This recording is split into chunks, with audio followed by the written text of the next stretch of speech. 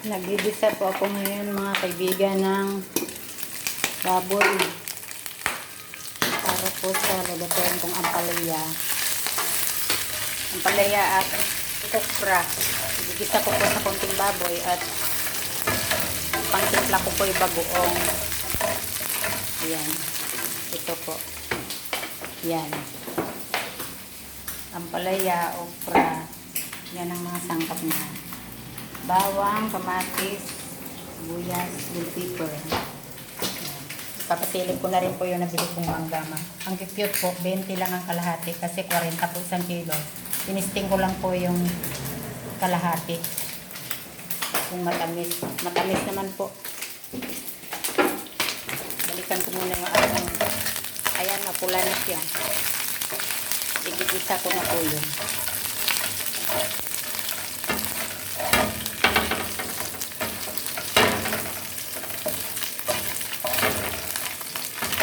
Maingay.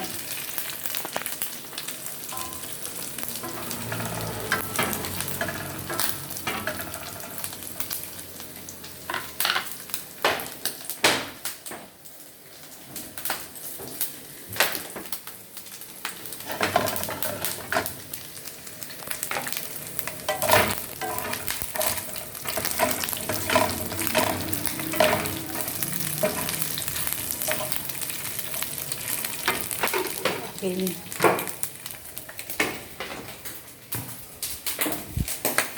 Walang naghahawak sa camera ko. Ayan na, ibibisa ko na siya. Mapula na eh.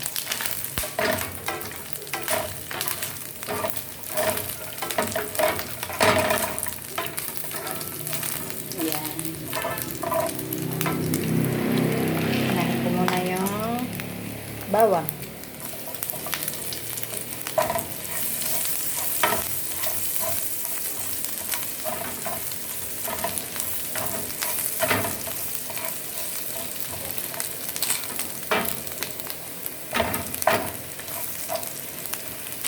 Sunod ay sibuyas.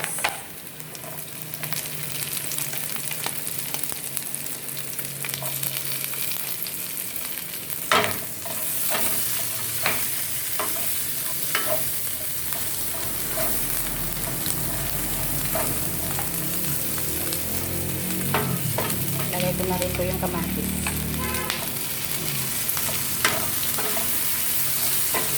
Ganyan po ako magluto ng ampalaya kasi ito po yung gusto ko sa luto ng ampalaya. Ayoko po nang ginigisa sa itlog.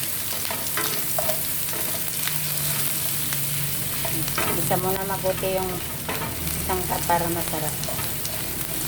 Luto-lutuin mo na.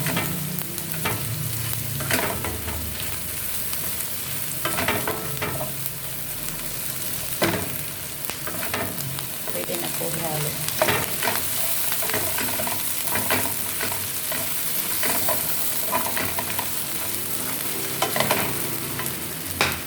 Pagkatapos,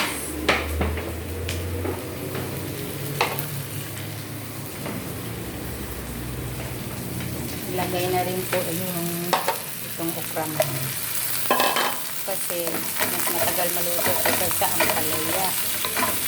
Pero halos magkasabay lang din sila.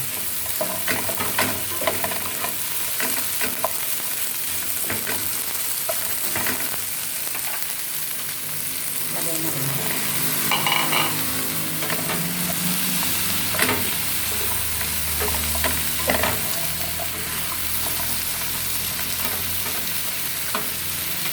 Tapos nilalagyan ko po siya ng bagoong na ito panimpla ko yung bagoong na Pangasinan.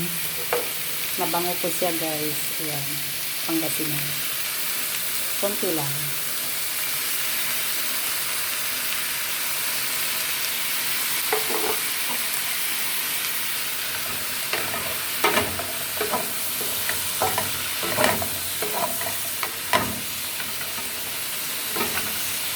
Lalagyan ko na po siya ng tubig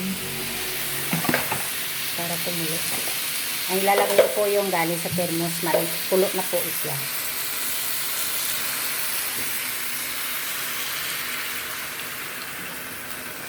Maganda yung may konting sabaw-sabaw yan.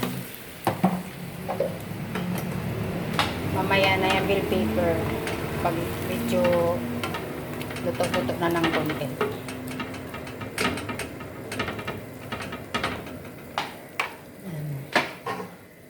Takpan ko muna guys.